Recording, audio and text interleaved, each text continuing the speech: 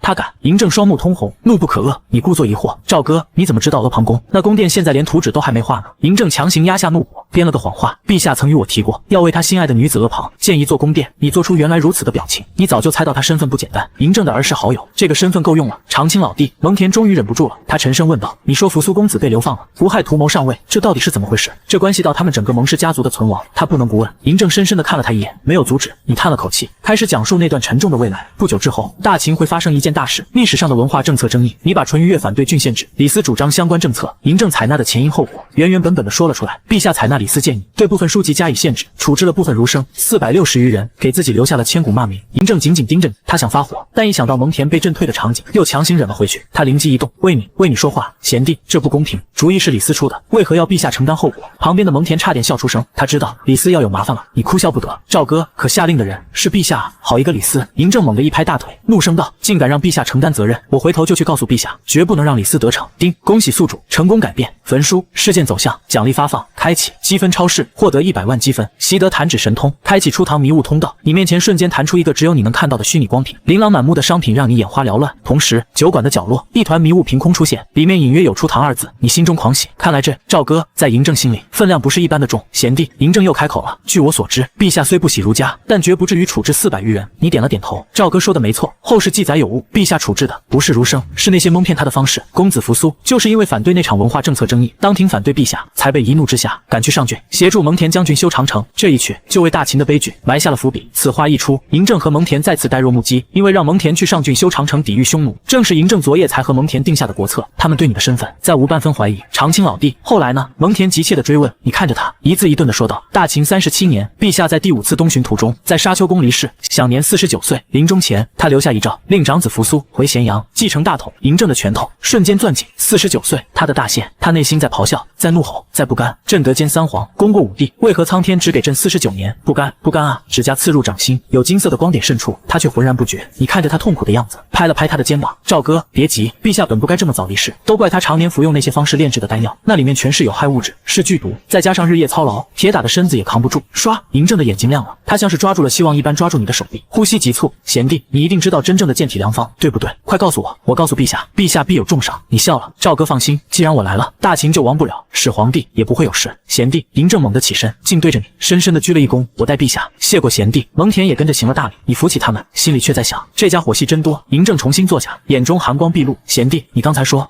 陛下驾崩后，赵高联合胡亥、李斯，矫诏迫使扶苏和蒙恬走向绝路。没错，你点了点头。陛下驾崩后，赵高扣下遗诏，密不发丧，一路返回咸阳。可悲可叹，一代始皇身后竟如此凄凉，沦为千古笑柄。他们3方联手，除掉了公子扶苏，除掉了忠心耿耿的蒙氏一族，最终也亲手断送了陛下一手开创的大秦帝国。够了！嬴政猛然起身，那股滔天的帝王之怒，让整个酒馆的空气都仿佛凝固了。赵高、李斯，不法之徒，安敢！他咬牙切齿，每一个字都像是从牙缝里挤出来的。他们罪不容恕，当被严惩。蒙恬感受到那股熟悉的君王之威，躬身道：主上息怒。但他自己双拳紧握，指节发白，此等大恨，他现在就想冲进宫，将赵高和李斯绳之以法。丁，恭喜宿主改变大秦事件走向。赵高、李斯、胡亥即将迎来末日，奖励宿主300万超市积分，满级独孤9件，1000株红薯秧苗。你又得奖了。你看着暴怒的嬴政，心想这家伙入戏太深了。嬴政终究是嬴政，他强压下怒火，问出了最后一个疑点：贤弟，蒙恬手握30万大军，扶苏就在他军中，为何会被区区一道假圣旨走向绝路？蒙氏一族为何束手就擒？蒙恬也抬起头，通红的眼睛死死盯着你。你赞许地看了嬴政一眼。赵哥，问到点子上了。你长叹一声，语气中充满了惋惜与不屑，因为不论是公子扶苏还是上将军蒙恬，都过于忠直。假圣旨到了，扶苏看完就要自我了断。蒙恬劝他说，这可能是阴谋，让他去请示陛下。可扶苏怎么说？他说：父儿次子死，上安父亲，爹让我死，我还有什么好问的？说完就自我了断了。咳，嗨嗨！嬴政剧烈地咳嗽起来，像是要把五脏六腑都咳出来。主上！蒙恬大惊，手忙脚乱地去倒水。啪！嬴政一把挥开水碗，捂着自己心口，嘶吼道：扶苏过于固执，认知局限。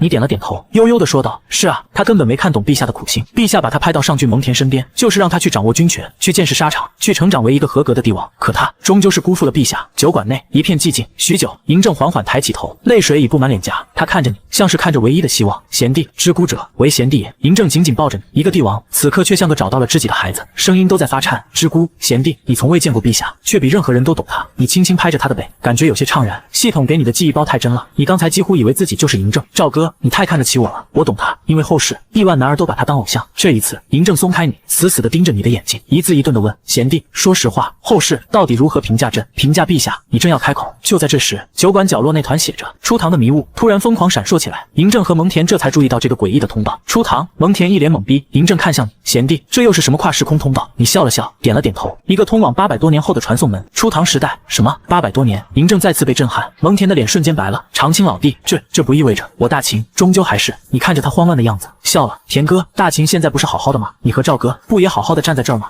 一句话，嬴政的眼神瞬间亮了，他内心在狂吼：朕的大秦有救了！就在这时，两道身影从迷雾中踉跄走出，两人都穿着唐朝的素色长袍，30来岁的样子，一脸的茫然。为首那人看着你们3个身上的秦朝服饰，眉头紧锁。这是何地？你看着他，心里乐了。哟，这不是刚经历完那场历史变革，新鲜出炉的李二陛下吗？旁边那位是他大舅哥长孙无忌吧？你懒得跟他们废话，直接一摆手，来者是客，随便坐。李世民压下心头的惊涛骇浪，拉着长孙无忌坐到了桌前。赵哥、田哥都饿了吧？你笑着，手一挥，桌上的残羹剩饭瞬间消失。紧接着，在4双震惊的眼睛注视下，你对着空气指指点点。下一秒，一个锃亮的铜火锅，一包包火锅底料，一块块木炭，一盘盘红白相间的肥牛卷、肥羊卷，晶莹的红薯片、土豆片，还有几瓶造型奇特的酒，凭空出现在桌上。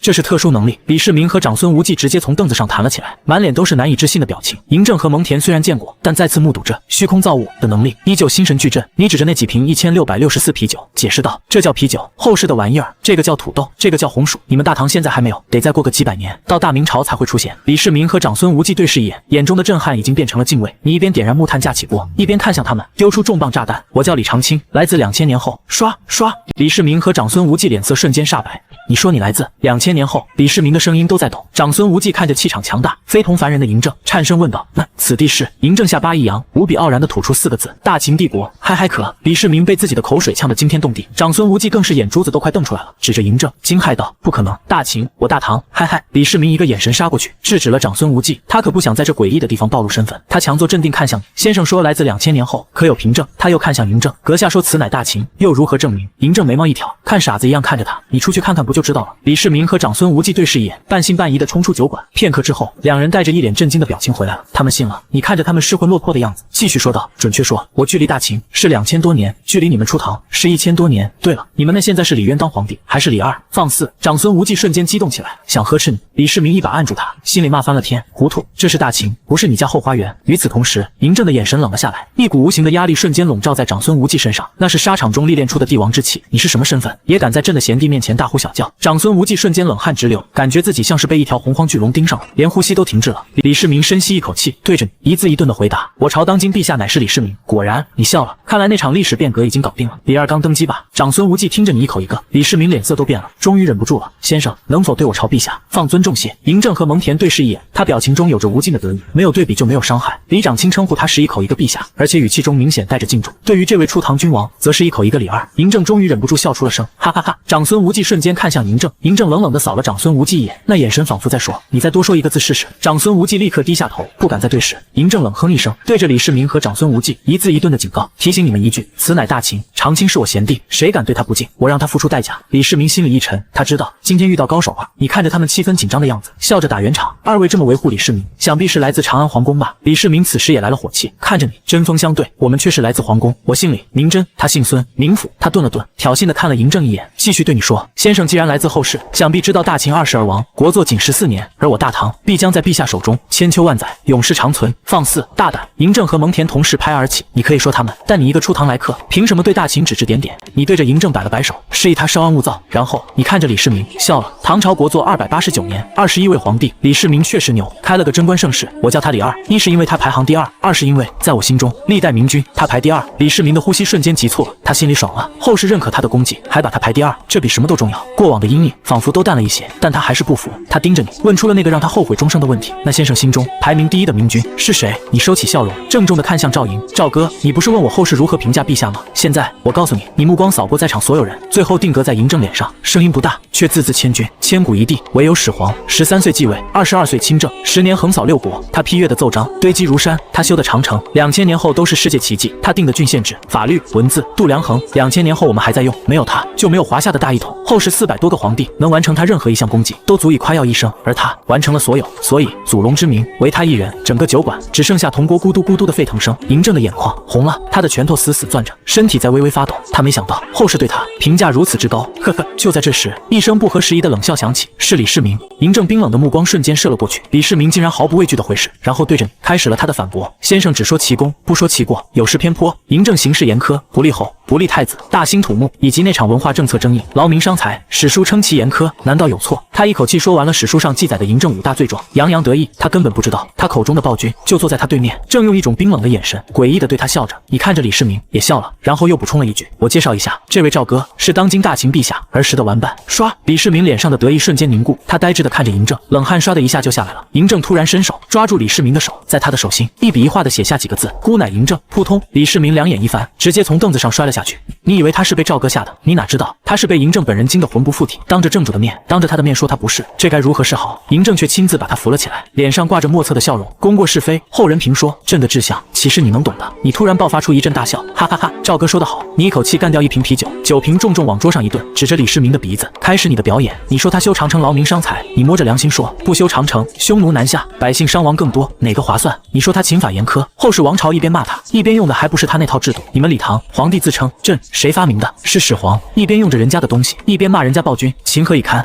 李世民的脸瞬间涨得通红，你夹起一片羊肉涮熟塞进嘴里，继续开火。你说他修陵墓，哪个皇帝不修？你们李唐灭了隋朝，不也把隋炀帝骂得一文不值？汉武帝修了53年陵墓，怎么没人说？真是双重标准。我告诉你，2000年后许多帝王的陵墓都被人惊扰了，只有一个例外，秦始皇陵。2000年后的科技能上天揽月，却连他的陵墓大门都不敢进。他死后2000年，依旧是这片土地上唯一的帝王。你死死盯着李世民，问出最后一击。我问你，从秦到你出唐几百年，哪个皇帝有资格跟他比？让你家主上来，你问问他，敢不敢与始皇一较高下？李世民久久不语，最后他看着面色复杂的嬴政，羞愧地吐出2个字：不敢。你长出了一口气，声音放缓，却更加震撼人心。所以严苛的名声他得受着，因为他灭了6国，这是统一的代价。但他只用了15年，就结束了数百年的战乱。他不负时代，不负家国，大秦亡了，不是他的错，谁来为他辩护？你指着自己的胸口，我来了，我辩护，我来了，我更改，我来此，大秦就不会亡，祖龙就不会死。你看着李世民和长孙无忌一字一顿，回去告诉你们唐朝的读书人，劝君少骂秦始皇，坟坑事业要商量。祖龙虽死，秦犹在，孔学明高士比康，百代都行秦正法。10批不是好文章。好，蒙恬拍而起，泪流满面。嬴政看着你，已经说不出一个字，知己，这才是真正的知己。李世民也郑重地点了点头，看向嬴政，诚恳道歉，是朕，是我言语片面了，抱歉。嬴政瞥了他一眼。这时李二终于想起了自己的正事，他小心翼翼地看着你，问道：长清先生，可否告知我朝陛下还有多少寿数？你笑了，别关心寿命了，你先关心一下10天后吧。武德9年8月24，突厥20万大军引发边境冲突，直逼长安，这才是你家李世民一生的憾事。此话当真？李世民和长孙无忌骇然起身，当然是真的。李世民不再犹豫，他猛地起身，对着你深深一躬，请先生救我大唐。丁，恭喜宿主李真、孙府彻底相信宿主身份，奖励大唐随机传送符 X1，3000白袍军召唤符 X1，土豆1万斤，红薯1万斤，大明通道开启。你看着酒馆角落又多了一个大明通道，笑了笑，指着沸腾的火锅，来，都坐下，边吃边聊。你给众人演示如何调制麻酱蘸料，然后自己夹起一片羊肉，蘸满了酱料塞进嘴里，爽。嬴政和李世民这2个跨越了800多年的帝王，此刻小心翼翼地学着你的样子，夹起一片肉，颤颤巍巍地放进嘴里。下一秒，2人的眼睛同时亮了，好吃。你又扒了一头糖蒜扔给他们，火锅配糖蒜，法力无边，都尝尝。嬴政吃了一口，眼睛更亮了，他立刻给蒙恬使了个眼色。君臣2人心领神会，以迅雷不及掩耳之势，将李世民和长孙无忌面前的糖蒜全抢了过来。李世民和长孙无忌都傻了，尤其是李世民，他看着那个一脸得意，像抢到糖果的小孩一样的嬴政，三观尽碎。这就是千古一帝。你看着这一幕，笑得不行，大手一挥，又从系统里兑换出一大堆糖蒜。这次李世民学精了，眼疾手快，一把抢过几袋，死死抱在怀里。这等神物，我也要带回去给陛下尝尝。蒙恬不屑地瞥了他一眼，免费取用。李世民瞬间尴尬了，他堂堂天子，出门议事，身上哪会带钱？你笑着解围，然后砰砰砰几声，用弹指神通开了几瓶啤酒。来，感情深，一口闷，你仰头，一瓶吹完。蒙恬豪气冲天，学着你的样子，咕噜咳，一口啤酒喷了出来。嬴政看着，也抓起一瓶，放开喉咙，咕噜咕噜一饮而尽，然后打了个长长的嗝，嗝，苦，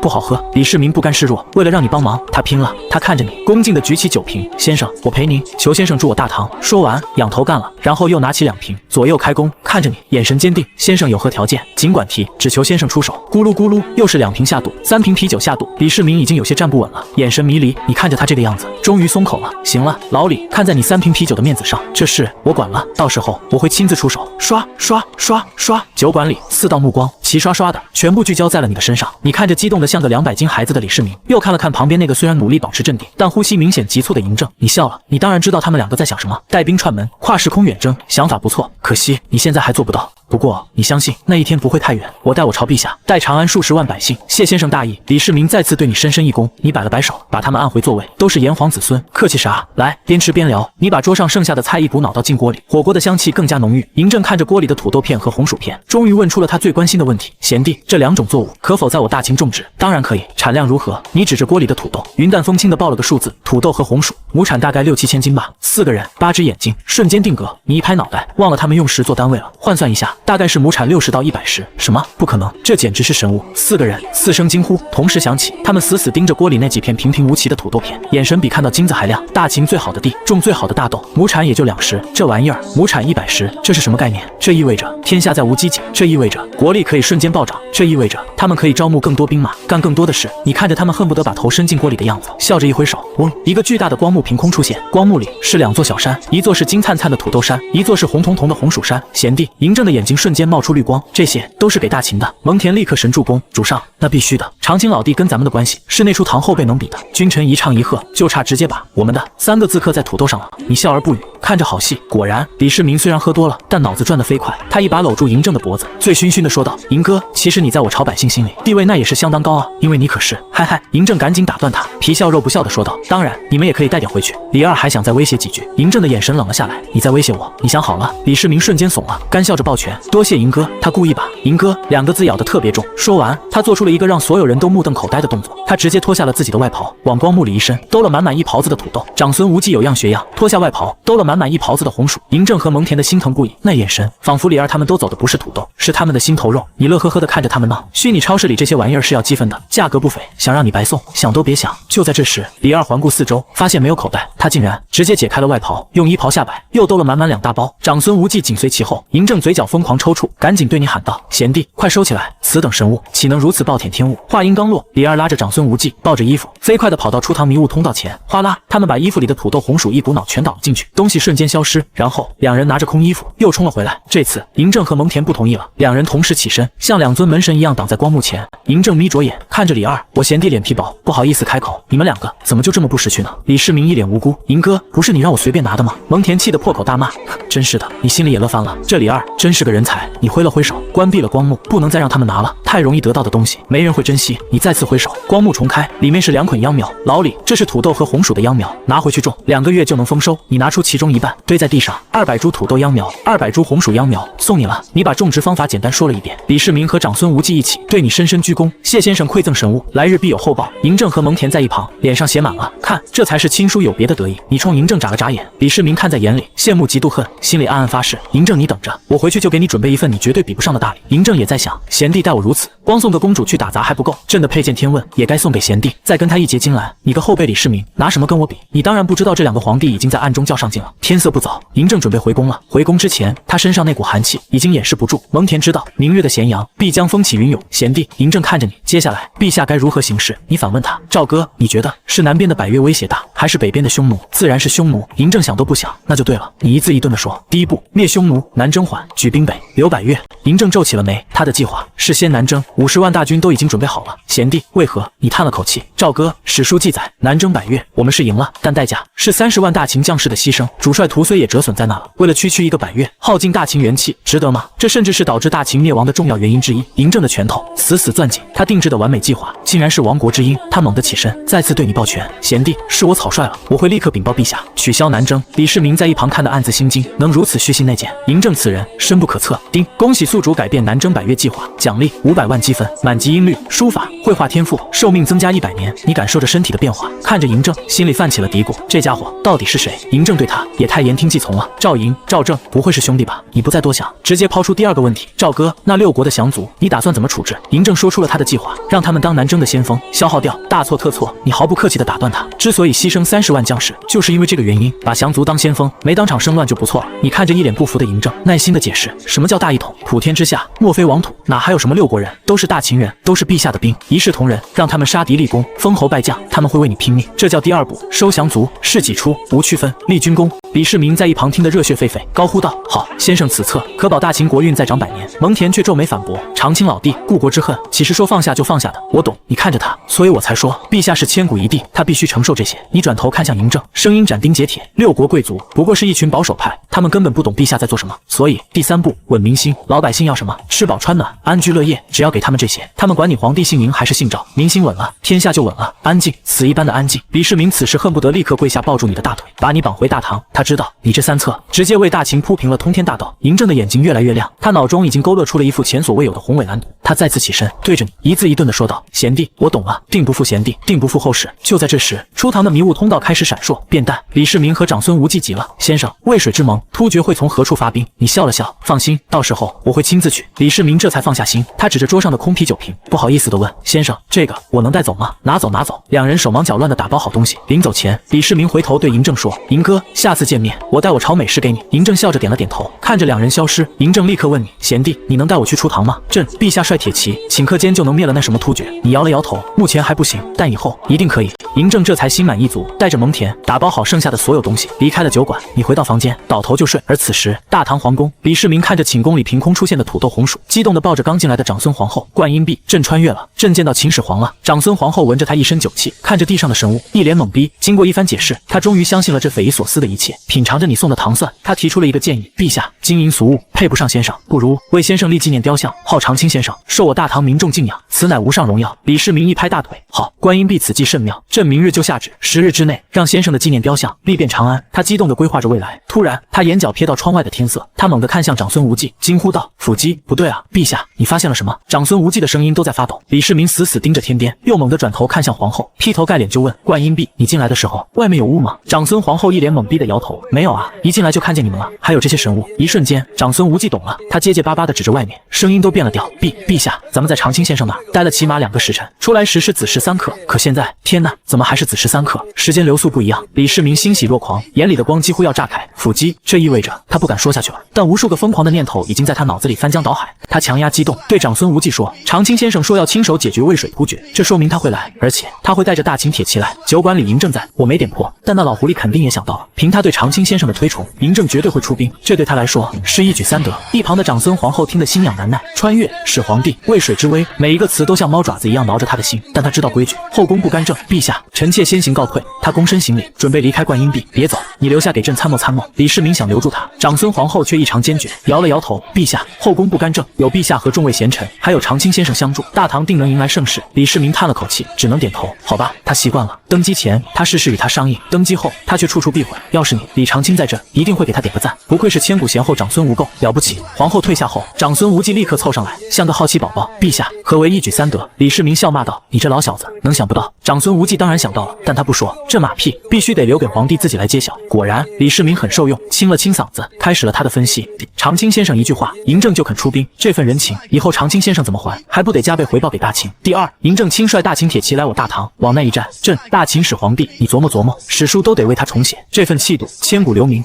第三，他帮朕解决了突厥，朕就欠了他天大的人情，始皇帝的人情好还吗？不好还。长孙无忌一记马屁拍上，陛下英明。随即他又担忧道：“可长青先生一来，陛下的身份不就暴露？”李世民苦笑：“他来自1000多年后，你觉得他猜不到？他不说，自然有他的道理。”君臣2人彻夜未眠，天一亮，大明宫早朝，李世民身穿龙袍，坐在龙椅上，听着下面嗡嗡嗡的奏报，心里却在预演一场风暴。等群臣说完，他深吸一口气，声音不大，却足以让每个人都听清：“各位爱卿，朕要说一件天大的秘闻，你们做好心理准备。”满朝文武面面相觑，一头雾水，只有长孙无忌嘴角带着一丝若有若无的笑意，准备看好戏。李世民的目光扫过每一个人，一字一顿投下了一颗重磅炸弹。昨夜，朕与辅机穿越到了大秦，见到了大秦始皇帝嬴政，还见到了一位来自1000多年后的高人长青先生。他告诉朕，本月24日，突厥20万大军将引发边境冲突，直逼长安。唰，整个朝堂死一般的寂静，所有人的目光都像钉子一样钉在李世民脸上。穿越这词他们听不懂，但下一秒他们炸了！大秦始皇帝嬴政突厥20万大军，这2个信息他们听得懂。陛下，左仆射萧雨第一个跳出来，面色严肃，几乎是在呵斥。此等荒唐之言，怎能在朝堂之上乱说？陛下，建议大夫魏征紧随其后，沉着一张脸。何为穿越？莫非陛下是梦游了不成？魏征、萧雨、长孙无忌一步跨出，直接反驳：放肆！陛下所言句句属实，因为我就和陛下一同去的。说着，他顿一下从怀里掏出那个1664啤酒瓶，高高举起，像举着尚方宝剑。睁大你们的眼睛看看，此物你们谁见过？魏征和萧雨看着那个绿色的瓶子，满脸疑惑。长孙无忌一脸得意，此物名为啤酒，后世神饮，还有亩产1万多斤的土豆和红薯，都是长青先生所赠。他故意把100多石换算成1万多斤，就是要用这夸张的数字砸晕他们。工部尚书李大亮忍不住了：长孙右仆射，可否容我一观？瓶子被小心翼翼地递过去，李大亮捧着瓶子，越看越心惊。作为工部头头，他一眼就看出这玩意儿的工艺水平碾压大唐几条街，神物，绝对是神物。他激动地对李世民躬身：陛下，此等工艺绝非我朝能造，微臣敢肯定。举世罕见。李世民摆摆手：朕还有更重要的事交给你办。他看着全体大臣，再次投下炸弹：朕要为长青先生在我大唐冠以先生之名，为他塑金身纪念雕像。哗！这下连房玄龄、杜如晦这些最稳重的大臣都坐不住了，齐刷刷地站了出来。不可！陛下三思！群臣反对声四起。然而李世民只是冷笑一声，对身边的太监高湛递了个眼色。高湛立刻上前撕开一袋真空包装的糖蒜，一瞬间，一股奇异的、从未闻过的醇香弥漫了整个大殿。接着，他又拿出土豆和红薯，切成薄片，由工人端着银盘分发给每一位大臣。大臣们人手一片土豆，一片红薯，一半糖蒜，闻着味儿，却没人敢吃。李世民笑道：算你们吃过，但这叫糖蒜，后世之物，食之无味，尽管品尝。说罢，他自己先丢了一半进嘴里，闭着眼一脸享受。大臣们见状，这才迟疑地把糖蒜放进嘴里。下一秒，所有人的表情都凝固了，酸、甜、脆、香，无数种滋味在舌间炸开。这是蒜。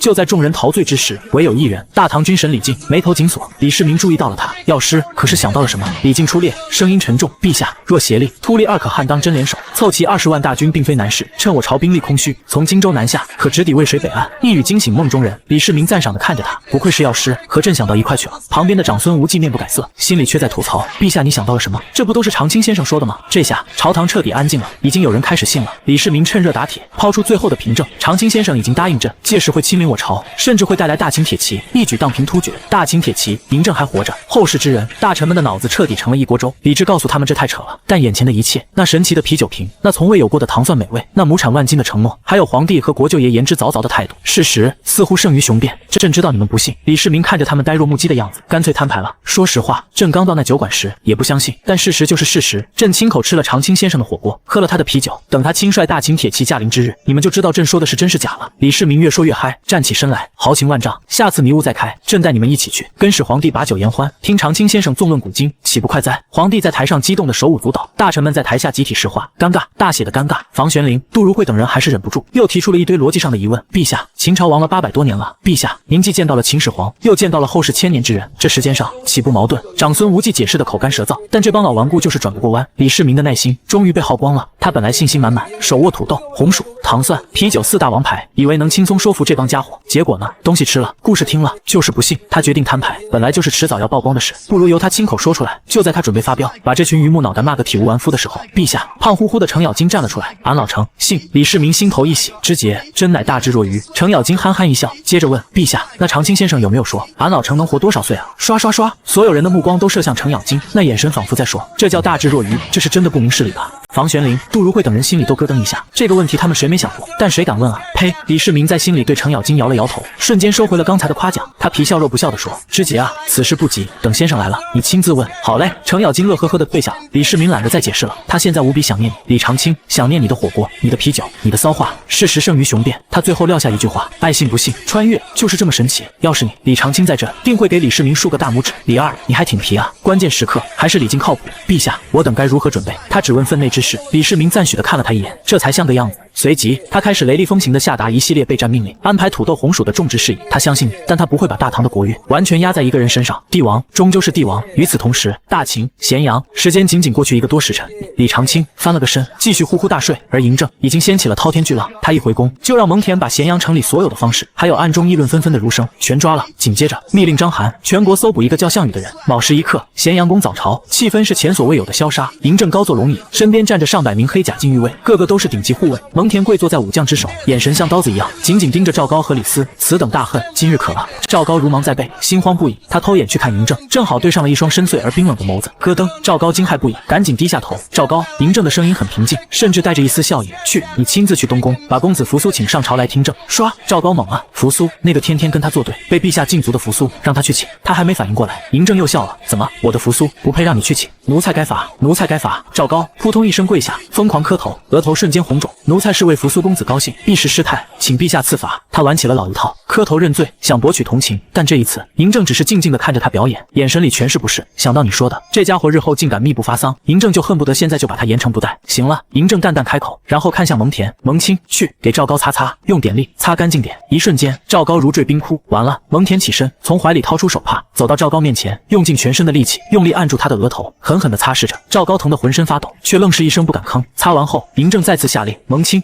带着赵高去东宫请扶苏，顺道把中宫的胡亥也带来。一个请，一个带，一字之差，天壤之别。赵高眼前一黑，差点当场昏死过去。他知道自己彻底玩完了。嬴政的声音不大，却像一把锤子砸在咸阳宫的朝堂上，所有人都听懂了。大秦的继承人格局今天就要变天。奴婢这就去请扶苏公子。赵高的声音虚得像纸，毫无力气。诺。蒙恬的回应却沉稳有力，他深深弯下腰，姿态卑微到了极点。但你明白，这不是恐惧，是敬畏。就在刚才，你跟嬴政的那番长谈，让他帝王心术的段位坐着火箭往上窜。先是让蒙恬给赵高擦拭，再让他陪着赵高去请扶苏带胡亥。你看看这操作里的信息量有多大？嬴政这是在敲打蒙恬，就算胡亥未来要除掉你蒙氏满门，他也是我的种，是大秦的皇子，他的罪只有我能治，你连恨的念头都不能有。眼看着蒙恬带着面如死灰的赵高退下，嬴政的目光随即像探照灯一样扫过全场，最后定格在李斯身上。他笑了，丞相，前些日子你跟朕商量的改制，朕允了。等会儿扶苏和胡亥来了，你替朕向大家宣读吧。唰，李斯差点当场吓了一跳。改制，这可是开天辟地的大事，通常不都该是皇帝亲自颁布吗？让他一个丞相来宣布，这是什么意思？只有一种可能，丞相的权力已经大到能压过君王，比如当年的吕不韦。一想到吕不韦的下场，李斯的腿肚子就开始转筋，差点软倒在地。嬴政这是在暗示他会是下一个吕不韦，他立刻躬身叩拜，陛下，他想拒绝，他必须拒绝。可惜嬴政根本不给他机会，直接摆手，3个字砸了下来，此乃圣旨。那眼神锐利的像刀子，刮得李斯额头上的冷汗瞬间就下来了。你猜，此刻嬴政心里肯定在冷笑。李斯啊李斯，你不是最喜欢替我写圣旨吗？今天我给你这个机会。李斯彻底懵了，以前的嬴政他还能猜个3分，现在的嬴政他连1分都看不透，这到底是什么玩法？先拿宠臣赵高开刀，震慑全场，接着安抚武将蒙恬，让他站队，然后把扶苏和胡亥2个皇子一起叫来，摆在台面上。现在又让他这个丞相越俎代庖，宣布新国策。朝堂上所有人都晕了，这骚操作他们闻所未闻。仅仅一夜之间，嬴政好像换了个人。但你李长卿，你很清楚，此刻嬴政的脑子里正浮现着你的身影，他肯定在想，贤弟，你要是在这儿，会怎么评价我这手操作？会不会夸我一句了不起？哈哈，想到你，嬴政竟忍不住笑出了声，群臣的下巴都快惊掉了。奇怪，太奇怪了，多少年了，他们从没见过嬴政这么效果，那是一种发自内心的如沐春风的畅快。就算是统一6国登基那天，他脸上都挂着冰霜。就在这时，威风凛凛的蒙恬，面如死灰的赵高，满脸困惑的扶苏，还有一脸不知所措的胡亥，4个人走进了大殿。嬴政看都没看他们，直接对李斯下令，语气不容置疑，丞相，开始吧。军令如山，李斯不敢不从，他只能起身，颤巍巍地应了声诺，然后便滔滔不绝地将你曾提过的书同文、车同轨、度同治、改币制全套方案搬了出来。当他宣读完毕，整个朝堂死一般寂静，所有人都面面相觑，特别是那些6国就贵族出身的官员，本能的想跳出来反对，可他们一瞥眼，看到旁边赵高那2个青子的额头，瞬间就把话咽了回去，不敢。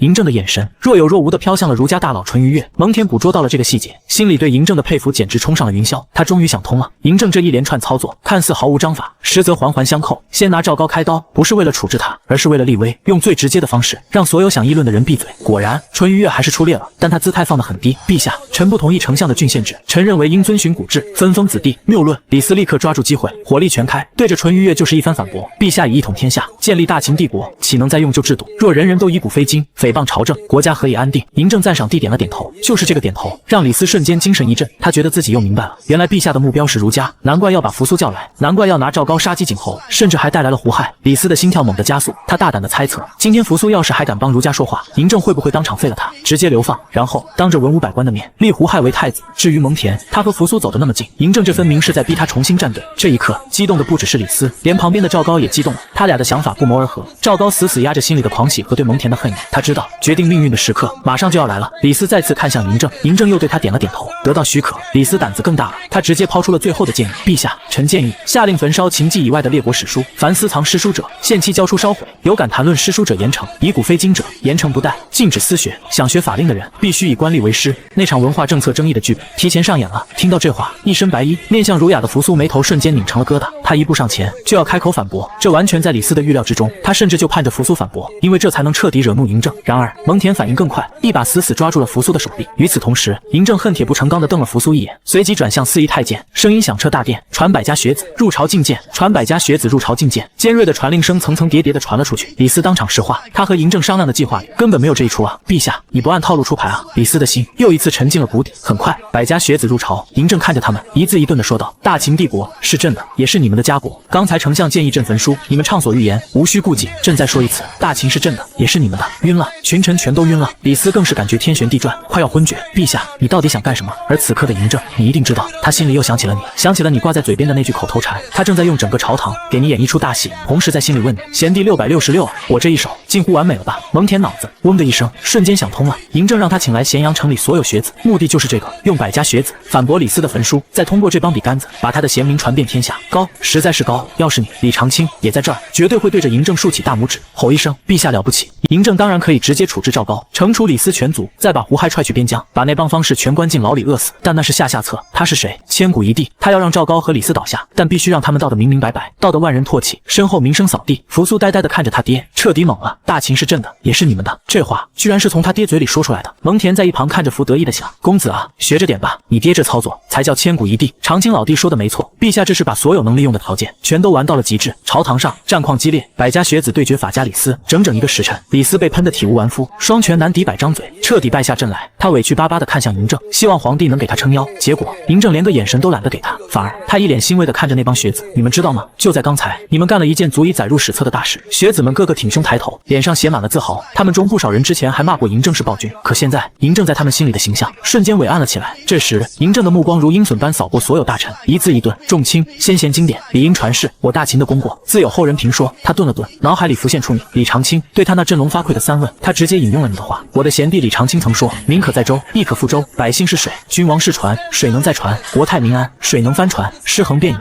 我在此立誓，定要让我大秦的百姓人人吃饱穿暖，儿孙满堂晒太阳。整个朝堂死一般的寂静，所有大臣脑子里都刻下了一个名字：李长卿，还有那3个字：孤之贤弟。他们终于明白了，今天这一切根子都在那个叫李长卿的人身上。下一秒，百家学子们再也绷不住了，激动得热泪盈眶，纷纷跪地叩拜：陛下英明，大秦万古。嬴政笑着摆摆手：都退下吧。等学子们一走，大殿的气氛瞬间降到冰点。嬴政的目光像2把冰冷的刀，直直扎向赵高。好戏结束，该清算了。蒙恬，臣在，把那460个方士给朕带上来。诺。蒙恬激动的声音都在抖，他知道赵高的末日今天要到了。扑通，赵高双腿一软，直接瘫在了地上。他完了。嬴政抓了全城的方士，还提到了那个他闻所未闻的名字——李长卿。这完全超出了他的控制，但他还没放弃，像条可怜的用最可怜的眼神望向胡亥，这是他最后的救命稻草。8岁的胡亥第一次上朝，脑子还晕乎乎的，他只看到自己最亲近的老师瘫在地上，可怜巴巴地看着他，心里一急就要跪下求情。你敢跪下？嬴政的声音冷得像冰，这辈子就别再站起来了。唰，胡亥吓得一哆嗦，腿瞬间就直了，一个字都不敢再说。赵高眼前一黑，彻底绝望，完蛋了。就在这时，蒙恬带着400多个抖如筛糠的方士走进大殿，嬴政看着面如死灰的赵高，笑了。赵高，你信这世上有长生吗？赵高脑子一转，仿佛抓住了根稻草，赶紧回话：陛下信什么，奴婢就信什么。哈哈哈！嬴政被他气笑了，这回答滴水不漏啊，换个皇帝可能还真被他绕进去了。可惜他面对的是被李长卿点醒了的嬴政。嬴政笑容一收，冷冷道：朕不信长生，朕信我贤弟李长卿。我贤弟告诉我，这些所谓的丹药有毒。话音刚落，400多个方士的脸唰的一下全白了。嬴政拳头瞬间攥紧，李长卿说的全是真的。赵高知道没戏了，但还在硬撑：陛下，就因为这个治奴婢的罪，奴婢为陛下寻访方士，是分内之事，他们怎么炼丹，奴婢怎么会知道啊？是吗？嬴政冷笑：来人，上兔子和羊。很快，2个笼子被抬了上来，太监们抓住兔子，掰开嘴，喂下1颗丹药，接着又给山羊也喂了1颗。嬴政饶有兴致地看着赵高：你猜是兔子先倒下，还是山羊先倒下？赵高咬着牙回答：陛下让谁先倒下，谁就先倒下。好个赵高！蒙恬心里都忍不住赞叹，死到临头了，嘴还是这么硬。嬴政不理他，转头看向一个方士：卢生，你来说，谁先倒下？答对了。嬴政笑得像个恶魔：朕不但饶你一命，还让你当这个中车府令。卢生吓得魂飞魄散，但一听到有活路，脱口而出：兔子。兔子先倒下，赵高心里咯噔一下，糊涂人，这下彻底完了。他们心里都清楚，这丹药里掺了有害物质，是慢性毒药。兔子体格小，肯定先扛不住。卢生这是做贼心虚，自己招了。话音刚落，笼子里的兔子开始抽搐，眼神浑浊，紧接着便当场昏厥，失去了意识。满朝文武鸦雀无声，真相大白，什么丹药？就是他妈的毒药！卢生却像个傻子一样兴奋地大喊：“陛下，兔子倒下了！我答对了，我答对了！”嬴政看都没看他，对太监下令，再为山羊1颗，第2颗丹药下肚，山羊也步了兔子的后尘，倒地不起。现在山羊也倒下了，嬴政的声音里压着滔天的怒火。卢生还在狡辩，可是兔子先倒下的，君无戏言啊，陛下！嬴政猛地站起来，死死盯着他，朕再给你一次机会，赵高，知不知道这丹药里有害物质？砰！赵高这次是真扛不住了，直接晕死过去。卢生为了活命，想都没想就尖叫道：“知道，他知道。”扶苏，嬴政猛地转头，怒吼道：“你来说，这帮图谋不轨的江湖骗子该怎么处置？”蒙恬心头一紧，暗暗祈祷：“公子啊，千万别再犯傻了。”然而扶苏终究是那个扶苏，他想都没想，一脸仁义的回答：“父皇，儿臣认为天下初定，不宜多造伤亡，不如将他们流放吧。”完了，蒙恬眼前一黑，流放！嬴政气得浑身发抖，指着扶苏的鼻子，一个你字连说了6遍。这帮不法之徒要害你父亲，你跟朕说流放，你果真如长青贤弟所说，过于固执，认知局限，朕怎么会有你这么个不孝之人？你真是让人失望！嬴政气得嘴唇发青，胸口剧烈起伏，仿佛下一秒就要背过气去。陛下息怒！满朝文武哗啦一下全跪下了。扶苏还想说什么？父皇，儒家讲究，滚！嬴政一个茶杯砸在他脚下，给朕滚出去！蒙恬急了，也顾不上礼仪，半拖半拽的把扶苏弄出了大殿。嬴政大口喘着粗气，指着那400多个方士，对蒙毅下令：蒙毅，把这帮人全关进一个牢房，不给吃的，每5天只给10人份的污水。陛下饶命啊！方士们哭喊不止，而满朝文武后背瞬间被冷汗浸透，太严厉了，这比直接处置他们还令人畏惧，这是要让他们在绝境中为生存而挣扎。嬴政心里冷笑：贤弟，你讲的故事孤学会了。而此时酒馆里，李长青正睡得口水直流，脑子里叮的一声，恭喜宿主引导嬴政开发新刑法，考验人性，特殊奖励，法家学术满级。你懒得理，咂咂嘴，翻个身继续睡。你不知道，朝堂上的嬴政心里正念叨着你，贤弟，孤累了，想你了，想你陪我喝一杯。嬴政的目光落在了惊恐的胡亥身上，他咬着牙，给了小儿子最后一次机会。胡亥，你都看到了，也听到了，你说该怎么处置赵高？胡亥吓坏了，可脑子里却不由自主地浮现出赵高陪他玩耍，教他写字的画面，他忍不住开口：父皇，赵高是儿臣的老师，恳请父皇饶他一次。嬴政眼中的最后一丝光彻底熄灭了，一个固执，一个愚钝，他疲惫地摆摆手：来人，带下去。胡亥被带走了，他不知道，就因为这句话，他的结局也早已注定。嬴政看着晕厥的赵高，声音冰冷：赵高，现在不醒，这辈子就不用醒了。地上的尸体猛地一哆嗦，颤颤巍巍地爬了起来。来人！嬴政看着他，宣判了他的命运，昭告天下：赵高图谋不轨，打入天牢，等哪天天下雨了，再拉出去处决。记住，下雨之前别让他出事，与其受这种等死的煎熬，不如死了痛快。赵高心一横，猛地想要了断自己，可惜旁边的侍卫反应更快，一把制住他，用布条塞住了他的嘴。赵高被拖了下去，他挣扎着，用滔天的恨意死死瞪着嬴政，嘴里发出呜呜的声音。